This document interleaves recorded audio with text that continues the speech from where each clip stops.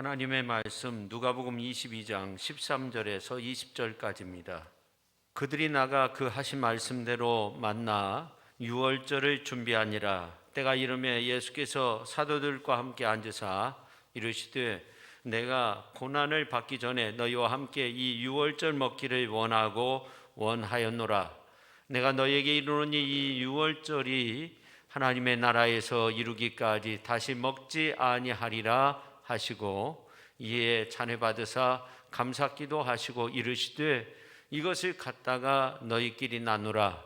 내가 너희에게 이르노니 내가 이제부터 하나님의 나라가 임할 때까지 포도나무 위에서 난 것을 다시 마시지 아니하리라 하시고 또 떡을 가져 감사기도 하시고 떼어 그들에게 주시며 이르시되 이것은 너희를 위하여 주는 내 몸이라. 너희가 이를 행하여 나를 기념하라 하시고 저녁 먹은 후에 잔도 그와 같이 하여 이르시되 이 잔은 내 피로 세우는 새 언약이니 곧 너희를 위하여 붓는 것이라. 아멘. 하나님 감사드립니다. 거룩한 주일 주님 전에 찾아 나온 저희들 말씀을 통해 은혜 받게 하시고 우리의 삶이 새롭게 거듭나는 복된 시간 되게 하여 주옵소서. 예수님의 이름으로 기도 올리옵나이다. 아멘. 오래전 어느 순례자가 예수님께서 만찬석상에서 사용한 은잔을 찾기 위해 길을 나섰어요. 이 순례자는 이 은잔을 찾는 것이 우리 예수님께 큰 기쁨이 될 거다 이렇게 생각을 하고 길을 나섰는데 그날도 하나님 앞에 간절히 기도하고 길을 나서게 됐어요. 근데 어느 거지가 동냥을 하는 거예요. 손을 내미는 겁니다. 그래서 그 손을 뿌리쳤어요. 걷어차버리고 계속적으로 수십 년 동안 그 은잔을 찾기 위해 노력을 했지만 헛수고였습니다. 그러다가 이제 나이가 먹고 돈도 다 떨어지고 참 너무나도 몸이 연약한 가운데 있는데 가다가 먹을 양식이 떨어져 가지고 빵을 누가 나누어 줘서 그것을 먹고 있는데 언젠가 아주 오래전에 자기에게 손을 내밀었던 그 사람이 같은 모습으로 자기에게 와서 손을 내미는 거예요. 그래서 자기 신세도 이제 처량하고 그래서 그분의 마음을 알 것 같아요. 나눴어요. 빵을 나눠서 함께 나누어 먹으면서 표주박으로 물을 떠가지고 목마른 그 거지를 향해서 이 물을 내미니까 그 물을 마셨는데 마시는 순간 찬란한 모습으로 바뀌었다는 거예요. 그러면서 하는 말씀이 뭐냐면 내가 떠온 물이 내 피고 내가 나누어 준 빵이 나의 살이다 하는 거예요. 그러니까 너가 찾고 있었던 그 은잔이 바로 이 표주박이라는 겁니다. 그런 재미있는 이야기인데 그래서 이 사람은 정말 나눔의 의미가 무언가, 진정한 성만찬의 의미가 무언가 하는 것을 생각하게 되었다고 합니다. 이 성만찬 주일의 시작은 1936년도 미국 장로교부터 시작되었다고 해요. 그 이후에 1982년도 1월 리마 문서라는 것이 제정이 됩니다. 그래서 전 세계가 함께 성만찬 주일 10월 첫 주일에 성만찬 주일을 지키게 됐습니다. 여기 보면 이 성만찬의 의미를 몇 가지 말하고 있는데 첫째는 성만찬은 본질적으로 성령의 능력을 통해서 그리스도 안에서 우리에게 베풀어 주시는 축복의 예전이라는 거예요. 그래서 우리가 떡과 포도주를 먹고 마심으로 그리스도께서 우리 자신과 영적인 교류가 이루어진다는 겁니다. 성령을 통해서 이루어진다는 거고, 그 다음에 두 번째는 성만찬은 찬양의 제사가 되어야 한다 하는 겁니다. 그러니까 오늘 우리가 구원받은 하나님의 백성으로서 이 성만찬을 대할 때 우리는 어떤 생각을 하냐면 예수님의 몸과 살을 대한다 그런 마음이 있어서 눈물 흘리고 가슴 아프고 이렇게만 생각하는데 우리는 정말 그 주님의 고난을 생각하면서 사실은 우리가 구원받은 백성이기 때문에 하나님 앞에 감사 찬미의 제사를 올려드릴 수 있어야 한다는 겁니다. 그 다음에 세 번째 성만찬은 십자가에서 죽으시고 다시 사신 그리스도에 대한 기념이다 하는 겁니다. 예수님이 2000년 전에 이 땅에 오셔서 우리를 대신해서 십자가상에서 죽으셨던 것처럼, 그리고 하루 전날 성만찬을 제정하셨던 것처럼 그 과거의 사건이 오늘 우리의 사건으로 받아들일 수 있게 된다는 거예요. 이 성만찬을 대함으로써 성령의 임재하심 속에서 그리스도의 고난과 십자가의 그 은혜를 다시 한번 체험하게 된다는 겁니다. 그리고 네 번째, 이 성만찬을 성만찬 되게 하시는 분이 성령 하나님이심을 알아야 된다는 겁니다. 성령은 성만찬을 가능케 하시고 성찬식이 계속적으로 유효하도록 만드시는 무한한 사랑의 힘이 된다는 거예요. 그리스도의 피로 맺어진 그 언약 안에서 오늘 또 우리가 새로워질 수 있다는 겁니다. 그 다음에 이 성만찬은 다섯 번째로 성도가 서로 교제하는 자리가 된다. 그리스도 안에서 한 몸 되는 겁니다. 성만찬을 함께 나눔으로써 한 몸이 되죠. 이 코로나 시대에 우리가 한 자리에서 나눌 수는 없지만 또 가정에서 나눌 때 그 가정이 아름다운 교회 모습처럼 그렇게 은혜가 충만한 모습으로 하나 될 수 있는 거죠. 그래서 그리스도 안에서 서로 교제를 나눌 수 있다 하는 거고, 마지막으로 성만찬은 하나님의 나라를 미리 맛보는 것이다. 이 성만찬을 나누면서 예수 그리스도를 통해서 우리가 구원받았습니다. 그 은혜를 누리게 됨으로써 우리는 하나님의 나라를 맛보게 되는 거죠. 그래서 우리가 성만찬을 대할 때 어떤 자세가 필요하냐면 낮은 자세가 필요해요. 헐벗고 굶주린 사람들을 생각하면서 그 이웃들을 위하는 마음으로 우리가 성만찬을 대할 수 있어야 됩니다. 자, 오늘 이제 본문 말씀으로 돌아가서 누가복음 22장 3절에서 6절에 있는 말씀을 보면 구약에서 예언되어진 예수님의 고난에 대한 이러한 말씀들이 착착 이루어지는 모습들을 보게 돼요. 예수님이 은 30에 팔리게 되잖아요. 이러한 가운데 오늘 이제 1절과 7절에 있는 말씀을 보면 유월절이라 하는 무교절이 다가오매, 또 7절에 보면 유월절 양을 잡을 무교절 날이 이른지라 그렇게 말씀하고 있어요. 여러분, 유월절과 무교절은 상당한 차이가 있어요. 기간에 있어서도 차이가 있어요. 유월절은 하루만 하면 돼요. 무교절은 일주일 넘게 진행이 되는 겁니다. 그런데 누가는 유월절과 무교절을 같이 보고 있어요. 누가가 착각을 한 건가? 그것이 아니에요. 의도된 기술 내용입니다. 여러분, 유월절은 파사흐라는 히브리 말인데 지나간다, 유월한다. 그래서 이 출애굽 사건과 밀접한 관련이 있잖아요. 바로가 모세와 아론의 말을 듣지 않았어요. 하나님의 명령을 듣지 않았어요. 이스라엘 백성들을 출애굽시키지 않았어요. 붙잡고 있었어요. 하나님의 진노가 떨어졌지만 듣지 않았어요. 10번째 재앙이 내렸을 때 애굽 나라에 정말로 큰 환란이 찾아오죠. 초태생은 다 죽었으니까 어떻게 되겠어요. 근데 놀라운 것은 이스라엘 백성들은 종살이하고 있었지만 그들이 거주하는 그 집에 문설주 임방이라는 곳에 어린 양을 잡아가지고 하나님께서 지시하신 대로 그 어린 양을 잡아서 발랐을 때 그 하나님의 진노의 잔이 그냥 유월한 거예요. 넘어가게 된 겁니다. 근데 이때 이스라엘 백성들은 단지 죽음만을 모면했을까? 그렇지 않아요. 하나님의 보호하심을 입은 거예요. 그래서 노예의 사슬이 끊어졌습니다. 자유한 몸이 되었습니다. 해방의 사람들이 되었습니다. 또 하나님의 구원을 외치는, 하나님의 나라를 외치는 제사장 백성 나라가 되었습니다.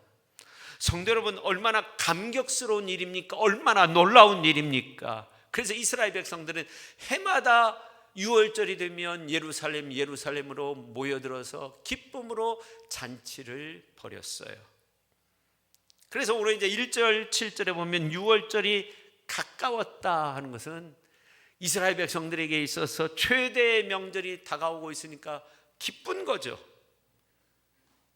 근데 오늘 이제 말씀을 좀 자세히 보면 6월절과 무교절을 같이 보고 있고 또 무교절이 양 잡는 날이라고 그렇게 말하고 있어요.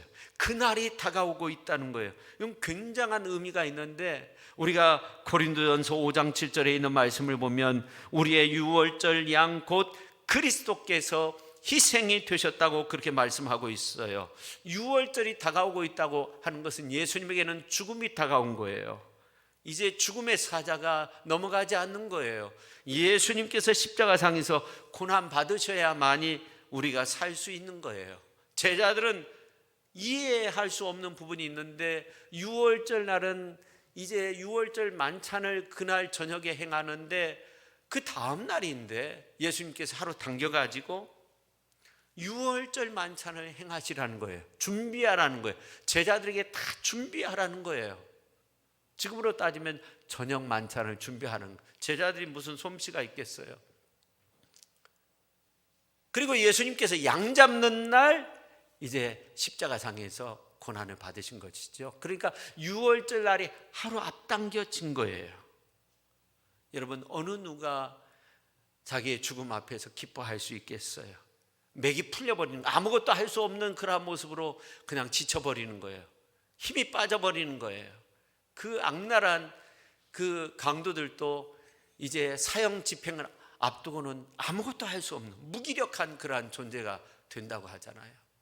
근데 예수님의 모습을 보면 끝까지 자기의 사명의 길을 걸었어요.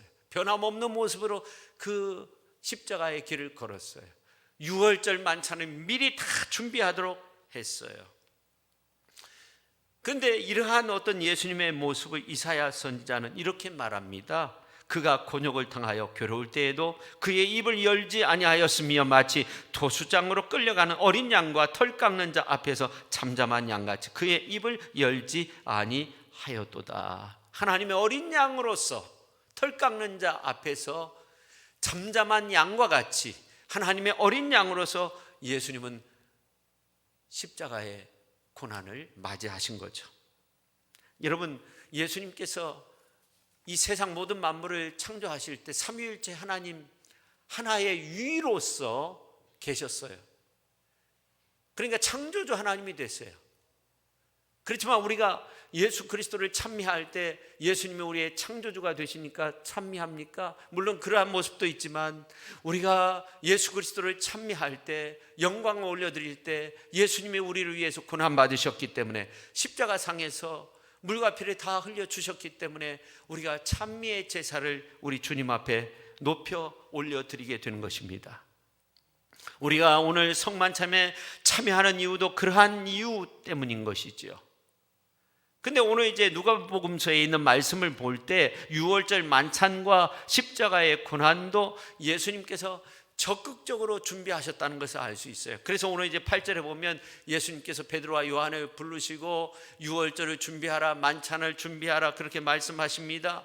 그때 제자들은 어떻게 대답합니까? 우리가 어디서 준비하기를 원하십니까? 그러니까 이 베드로와 요한이 순종하는 마음으로 그 일을 감당하는데 어떻게 하면 그것을 더 아름답게 잘 준비하기 위해서 힘쓸 건가? 그래서 주님의 말씀 앞에서 바로 서기 위해서 노력하는 이러한 신중한 모습을 보이죠.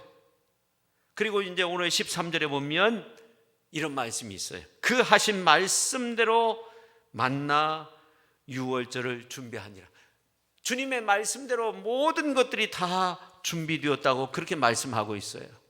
여러분, 참으로 아름다운 모습 아닙니까? 우리가 하나님 앞에서 어떤 큰 일을 감당해야만이, 큰 기적의 역사를 이루어야만이 우리가 하나님의 충성된 종이고 놀라운 하나님의 일꾼이고 이렇게 생각하는데, 사실은 우리가 보잘것없는 그러한 부분이고 정말로 다른 사람들이 꺼려하는 그러한 부분, 이러한 부분도 적은 것이지만 우리에게 주신 그 귀한 사명을 믿음으로 베드로와 요한처럼 그렇게 밥 준비하는 그 일을 한 거 아닙니까? 그 일도 중요한 일이라는 거예요. 그것을 감당할 때 우리 주님은 그것을 작게 여기지 아니하고 너가 적은 일에 충성하였음에 큰 것으로 맡기겠다고 그렇게 말씀하시며 착하고 충성된 종이라고 우리를 칭찬하여 주시는 줄로 믿으시기를 바랍니다. 할렐루야. 그래서 우리가 작은 일에 충성할 때 큰 일도 감당할 수 있는 거예요. 그래서 6월절 만찬이 주님의 말씀대로 다 준비가 되었습니다. 근데 오늘 이제 14절에 있는 말씀을 보니까 때가 이르렀다고 그렇게 말씀하고 있어요. 강조하고 있는 거예요. 다 준비됐는데 때가 이르렀다고 또 한 번 강조하고 있어요. 그러면서 사도들과 함께 앉으셨다고 그렇게 말씀하고 있어요. 여러분, 이 사도는 아주 특별한 지칭 아닙니까? 제자의 말과는 다른 거예요. 아주 특별히 사도라는 이름을 주셨어요. 그러니까 6월절 이 성만찬에 대한 특별한 의미를 부여하고 있는 겁니다. 드디어 만찬사가 시작이 됐습니다. 오늘 15절 같이 한번 읽겠습니다. 이르시되 내가 고난을 받기 전에 너희와 함께 이 6월절 먹기를 원하고 원하였노라. 아멘.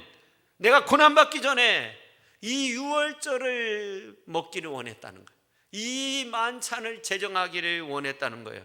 오늘 이제 성만찬을 우리가 대하게 되는데 이 만찬 석상에서 주님이 하시는 말씀이 내가 고난받아 죽기 전에 너희와 함께 이 만찬을 꼭 먹기를 원했다는 거예요. 그래서 아무개를 이제 누군가를 만나면 그 집에 가서 다 준비하라. 베드로와 요한이 다 준비했는데 때가 되매 사도들과 앉아서 그 만찬 자리에 함께 했다고 그렇게 말씀하고 있는 겁니다. 여러분, 우리가 예수님께서 이렇게 6월절 만찬을 접하실 때, 대하실 때 하루 전에 있었다는 것을 우리가 알 수 있는 소중한 말씀이 요한복음서 18장 28절에 있는 말씀을 보면 알 수 있는데, 예수님께서 잡히시고 난 다음에 맨 처음에 이제 누구의 집으로 끌려간 안나스라는 그 대제사장이었던 사람이었는데, 그 다음에 이제 안나스의 집에서 가야바의 집으로, 대제사장의 집으로 끌려가서 거기에서 이제 신문을 받게 되는데 베드로가 그 자리에서 3번이나 부인하게 되잖아요. 그리고 난 다음에 이제 빌라도 관사로 끌려가서 거기에서 또 신문을 받게 됩니다. 근데 이제 요한복음서 18장 28절에 있는 말씀을 보면 대제사장들은 그 자리에 함께 하지 않았다는 거예요. 왜냐하면 그들은 더럽힘을 받지 아니하고 6월절 잔치를 먹고자 하여 그렇게 말하고 있어요. 6월절 잔치 자리가 아직 이루어지지 않은 거예요. 그러니까 예수님이 하루 전날 6월절 만찬을 다 행하시고 겟세마네 동산에서 기도하시고 그리고 잡히시고 그리고 신문을 받으셨다는 것을 알 수 있습니다. 여러분, 인간이라는 이 존재는 정말로 죽음 앞에서 모든 것들을 다 내려놓을 수밖에 없는 그런 존재인데 예수님의 모습을 보니까 이렇게 아주 철저하게 6월절 만찬도 준비하셨습니다. 십자가의 고난도 적극적으로 찬미하며 정말로 나아갔습니다. 성경 말씀을 보면.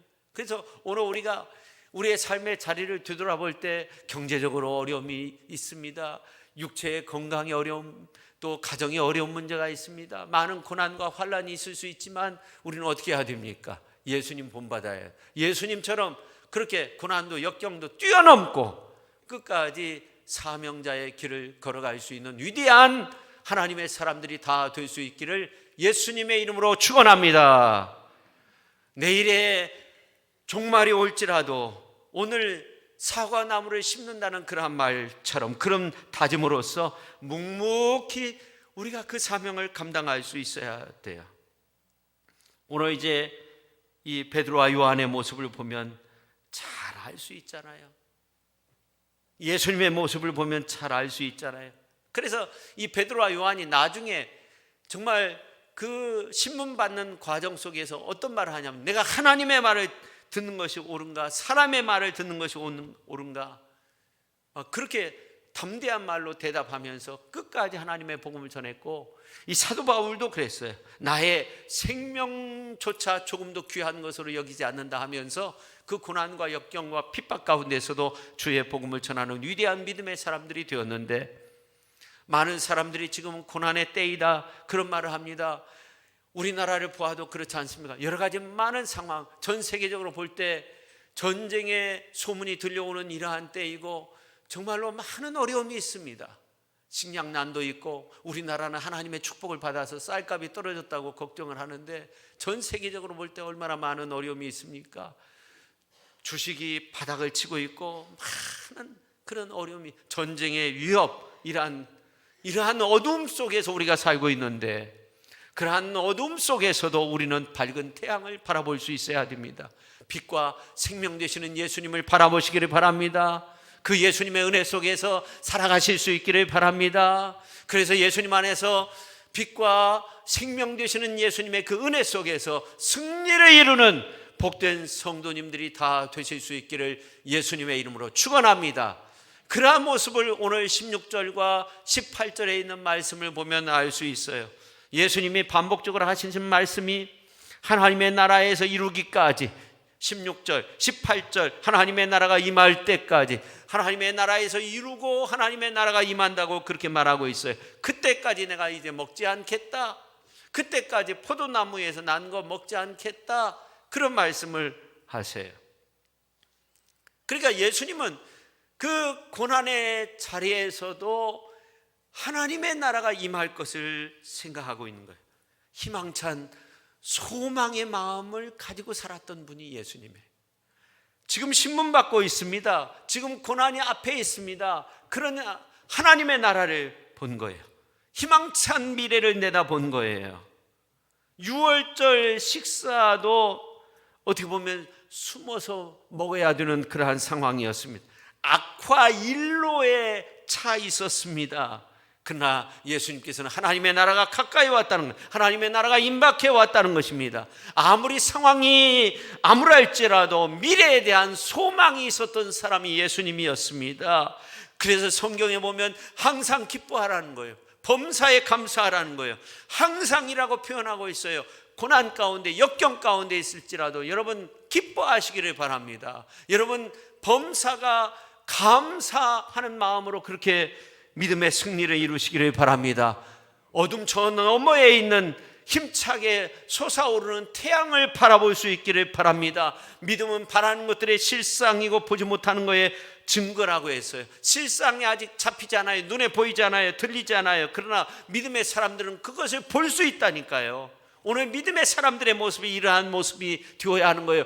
구름 저 너머에 있는 태양을 볼 수 있어야 돼요. 그래서 사도 바울은 말합니다. 우리가 소망으로 구원을 얻었음에 보이는 소망이 아니니 보는 것을 누가 바라리요? 만일 우리가 보지 못하는 것을 바라면 참음으로 기다릴지니라.